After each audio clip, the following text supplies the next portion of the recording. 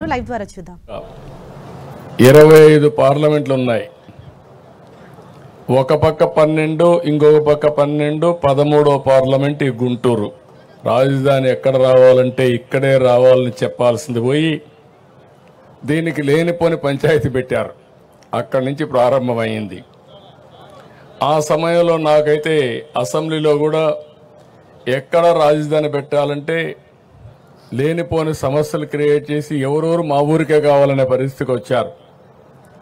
నేను ఒకటే ఆలోచించాను, ప్రతి ఒక్క ఊరికి ఇచ్చేది కాదు, ఇది రాష్ట్ర భవిష్యత్తుకు ఉపయోగపడే రాజధానిగా ఉండాలి. అందుకే నా నిర్ణయం ఆ రోజు దీనికి సరైన ప్లేస్ వచ్చి విజయవాడ గుంటూరు మధ్యలో అని చెప్పి నిర్ణయం చేశాం. మొట్టమొదటిసారిగా అక్కడి నుంచి అందరూ కూడా ఏదో ఒక రాజధాని కట్టు, 100 ఎకరాల్లో కట్టు, 50 ఎకరాల్లో కట్టు అని చాలామంది చెప్పారు. అప్పటికే నేను ఒక ప్రూఫ్ ఆఫ్ కాన్సెప్ట్ తయారు చేశాను. మీ అందరూ గుర్తుపెట్టుకోవాలి. హైదరాబాద్ నగరంలో ఇట్లనే నన్ను చాలామంది ఎగతాళి చేశారు. నేను హైటెక్ సిటీ కట్టినప్పుడు నా విజన్ చెప్తే ఇది సాధ్యమా అని చాలామంది అవహేళన చేశారు. అది దృష్టిలో పెట్టుకొని నేను ఒకటే చెప్పాను, మళ్ళా జీవితంలో ఎలాంటి అవకాశం రాదు తెలుగు వారికి. ప్రపంచంలో ఒక మంచి రాజధాని, అది కూడా ప్రపంచంలోనే ది బెస్ట్ రాజధాని అక్కడ కట్టింది బ్రౌన్ ఫీల్డ్ రాజధాని, ఇక్కడ గ్రీన్ ఫీల్డ్ రాజధాని కట్టాలంటే దేనికైనా ల్యాండ్ కావాలి. మీరు గుర్తుపెట్టుకోవాలి, ఆకాశంలో రాజధాని కట్టలేము. హైదరాబాద్లో అవకాశం ఏంటంటే రాజధాని కట్టే సమయంలో గవర్నమెంట్ ల్యాండ్స్ చాలా ఉండేటివి. మొత్తం సైబరాబాద్ ఏరియా అంతా కూడా. దానికి కారణం నిజాం పరిపాలనలో అక్కడంతా కూడా డెవలప్ కాల. గుర్రాలన్నీ కూడా అక్కడ గ్రేజింగ్ పెట్టేవారు, మొల్చేది. అలాంటి ప్రదేశం చాలా గవర్నమెంట్ ల్యాండ్స్ అని కొంతమంది హైదరాబాద్ నుంచి పాకిస్తాన్కి వెళ్ళిపోయి ఆ ల్యాండ్స్ కూడా వదిలిపెట్టిపోయారు. అవన్నీ తీసుకొని నేను బ్రిక్ బై బ్రిక్ డెవలప్ చేశా. ఆ అనుభవం నాకుంది. అయితే ఇక్కడ ఏం చేయాలని నాకు అర్థం కాకపోతే నాకు దారి చూపించింది ఇక్కడుండే రైతాంగం అని చెప్పి మరొకసారి మీ అందరికీ విజ్ఞప్తి చేస్తున్నా. మీలో ఎందుకంటే భూమి అనేది ఒక సెంటిమెంట్. నేను ఎక్కడ ఏ ప్రాజెక్ట్ని కట్టినా మీరు ఒక్కసారి చూస్తే ఎక్కడ కూడా ఫెయిల్ కాల. హైదరాబాద్లో ఎయిర్పోర్ట్ కట్టాం, 5,000 ఎకరాలు. నేను డే 1 ఒకే మాట చెప్పాను, నేను చెప్పింది మీరు ఎయిర్పోర్ట్కి భూమి ఇవ్వండి, ఇక్కడ ఎయిర్పోర్ట్ కడతాం, లిబరల్గా కాంపన్సేషన్ ఇస్తాం, అది పక్కన మీరు కొనుక్కోండి, దీనికంటే 10 ఇంతలు రేటు పెరుగుతుందని చెప్పి చాలా స్పష్టంగా చెప్పాను. వాళ్ళు ఆ పని చేశారు.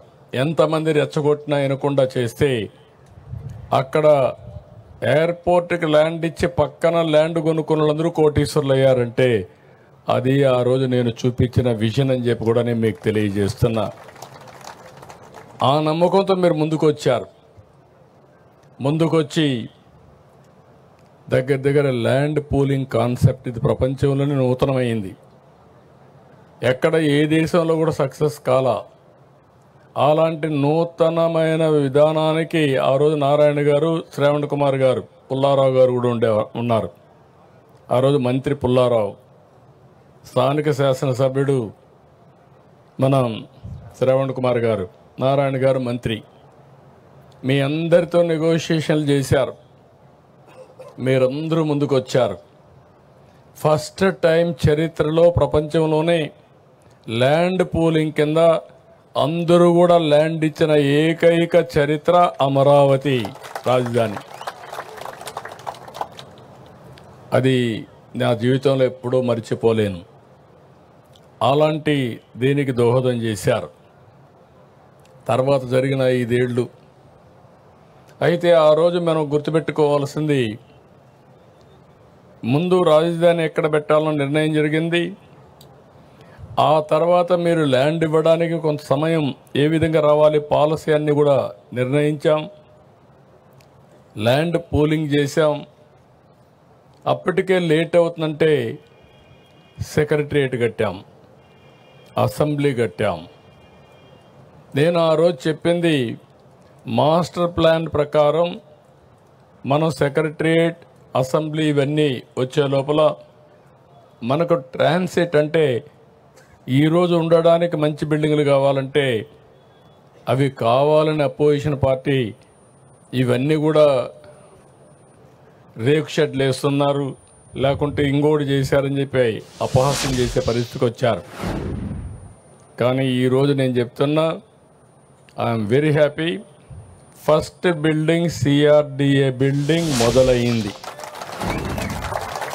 ఇది ప్రారంభం మాత్రం. రేపు రాబోయే రోజుల్లో గవర్నమెంట్ బిల్డింగ్స్ కానీ ప్రైవేట్ బిల్డింగ్స్ కానీ అన్నీ వస్తాయి. ఇది ఇంకొక విషయం కూడా మిమ్మల్ని అందరినీ కోరుతున్నా, మీరు పడిన కష్టాలు 5 ఏళ్ళు నేను చూశాను. ఆడబిడ్డల పడిన అవమానం నేను చూశాను. రోడ్డెక్కి పోరాడారు. ఆ రోజు ఒకటి కాదు అనేక ఉద్యమాలు చేశారు. మీరు చేసిన ఉద్యమానికి అండగా ఉండడానికి నేను కూడా జోలి పట్టి డబ్బులు వసూలు చేసి ఆ డబ్బులన్నీ అజిటేషన్కి ఇచ్చా. శివారెడ్డి, తిరుపతిరావు వీళ్ళంతా చేస్తా ఉంటే, కొండవాళ్ళందరూ చేస్తా ఉంటే మీ ఉద్యమానికి సహకరించాలనే ఉద్దేశంతో చేశాం. ఆ ఉద్యమ ఫలితం ఈరోజు మనందరం ఇక్కడ కూర్చోగలిగాం. ఇప్పుడు నేను మిమ్మల్ని కోరేది, పడిన కష్టాలు మర్చిపోతే భవిష్యత్తులో ఓసారి మనం అటు ఇటు వెళ్ళిపోతాం. మీ కష్టాలు నేను చూసా, మీ ఇబ్బందులు నేను చూసా, మీ త్యాగాలు చూసా. ఆ త్యాగాల ఫలితాలు మళ్ళీ మీరు అనుభవించడానికి నేను అన్ని విధాలుగా మీకు సహకరిస్తానని మరొక్కసారి మాట ఇస్తున్నా. దాంట్లో అనుమానమే లేదు. ఫేజ్ 1 ల్యాండ్ పూలింగ్లో మీరు భూమి ఇచ్చారు. ఫేజ్ 2లో మీరందరూ కష్టాలు పడ్డారు. ఇచ్చిన నేరానికి, లేకుంటే మీరు చేసిన త్యాగానికి మిమ్మల్ని నానా హింసలు పెట్టి, ఒకటి కాదు అన్ని హింసలు పెట్టారు. వాళ్ళ అక్కస్ ఎంతవరకు ఉందంటే, కడాన మొన్న కూడా మీరు చూస్తే రాజధాని ప్రాంతం వేశ్యల ప్రాంతం అని మాట్లాడే పరిస్థితికి వచ్చారు. రాజధాని ఎక్కడుంది, ఇది ఒక ఎడారని మాట్లాడారు. రాజధాని ఎక్కడుంది, ఇది ఒక శ్మశానం అని మాట్లాడారు. ప్రతి ఒక్క వ్యక్తి ఉండే వాళ్ళల్లో మీ మైండ్లో అది ఉండాలి, మీ మనసులో అది ఉండాలి. ఉండి ఈ ఐకమత్యం దేనికి కాదు. ఈరోజు ఈ సిటీని బ్రహ్మాండమైన సిటీగా నేను ఒకటే ఆలోచిస్తున్నా, నేను విజువలైజ్ చేసి చెప్తున్నా. ఇంత మంచి సిటీ, ఇంత మంచి ప్రాంతం ఎక్కడా ఉండదు. ఒక పక్కన కృష్ణా నది, దగ్గర 30-40 లక్షల ఎకరాలు సాగు చేసే నదిది. గోదావరి కృష్ణా అనుసంధానమైంది. రేపు రాష్ట్రంలో నదులన్నీ అనుసంధానం అయితే ఇక్కడి నుంచే నీళ్లు వెళతాయి. Fresh water. ఏ సిటీ కూడా లేదు భారతదేశంలో ఇలాంటి సిటీ. భారతదేశంలోనే కాదు, ప్రపంచంలో ఎక్కడా లేనటువంటి సిటీ ఈ అమరావతి అని చెప్పి కూడా నేను మీకు తెలియజేస్తున్నా. రెండోది, బంగారు పండించే భూములు ఇవి. మంచి గ్రీనరీ వస్తుంది. చెట్టు పెడితే చెట్టు బ్రహ్మాండంగా వస్తుంది. అలాంటి భూమిలో చెట్లు పెడితే ఇంకా మీకు గ్రీనరీకి కొరత ఉండదు.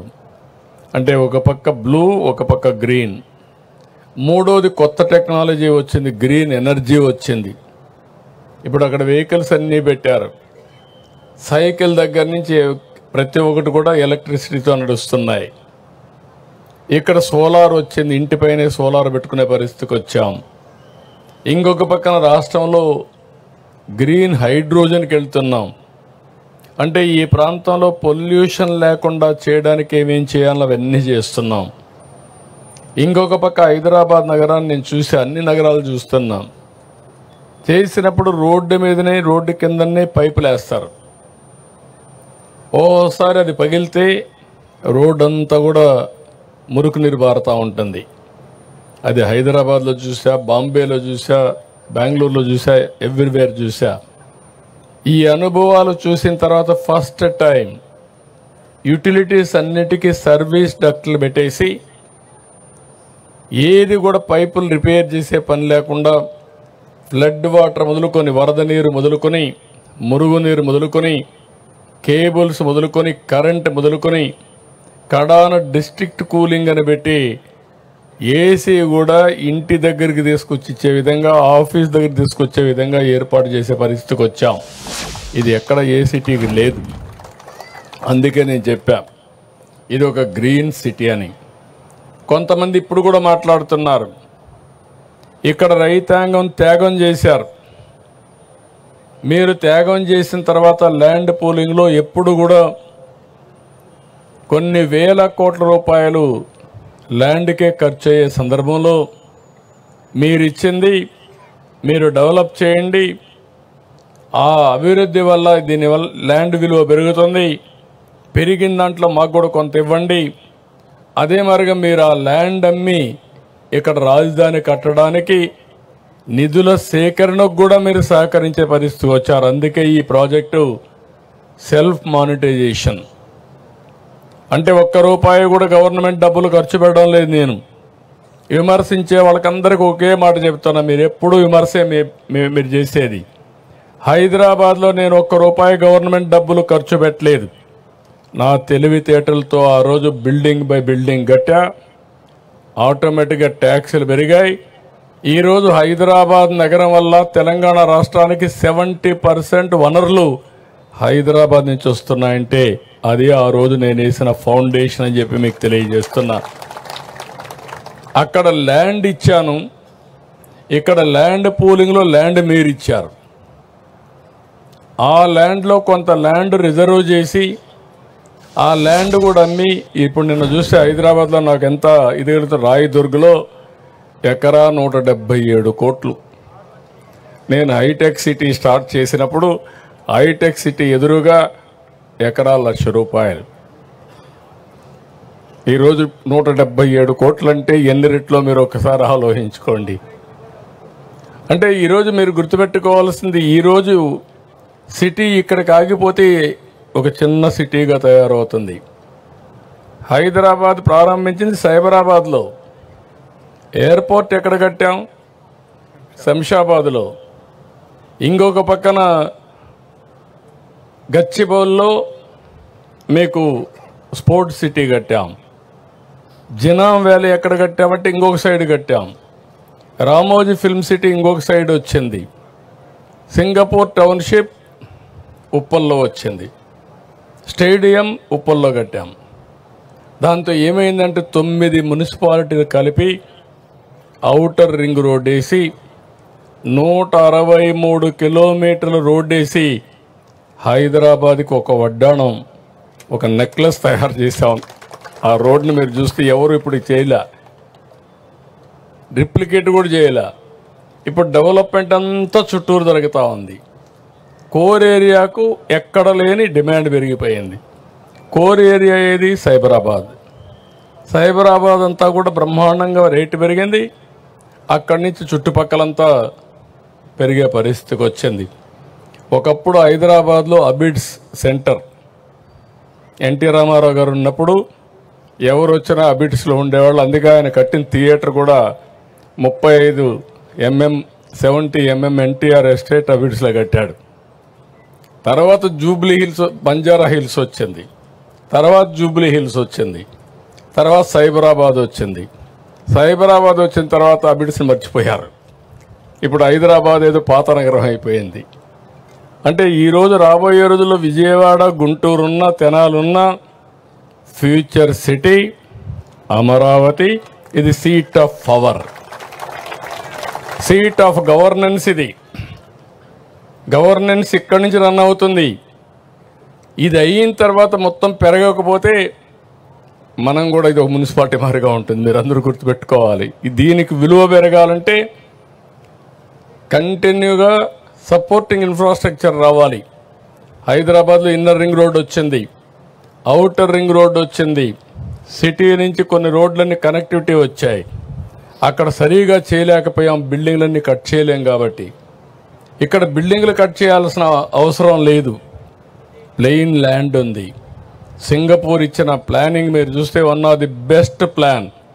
సీడ్ క్యాపిటల్, సీడ్, దీని తర్వాత ఏరియా, ఈ ఏరియా కోర్ క్యాపిటల్, ఆ తర్వాత ఏరియా మొత్తం కలిసి సిఆర్డిఏ ఏరియా మొత్తం రీజియన్ తీసుకొచ్చారు. దానికి 7 రాజధానులకు మన రాజధాని నుంచి 7 రోడ్లు పోతాయి డిఫరెంట్ స్టేట్స్కి. ఇవన్నీ కూడా మనకు రాబోయే రోజుల్లో చాలా ఉపయోగపడతాయి. నేను ఒకటే చెప్తున్నా, ఇక్కడుండే రైతాంగం నెక్స్ట్ లెవెల్కి మీరు ఆలోచించాలి.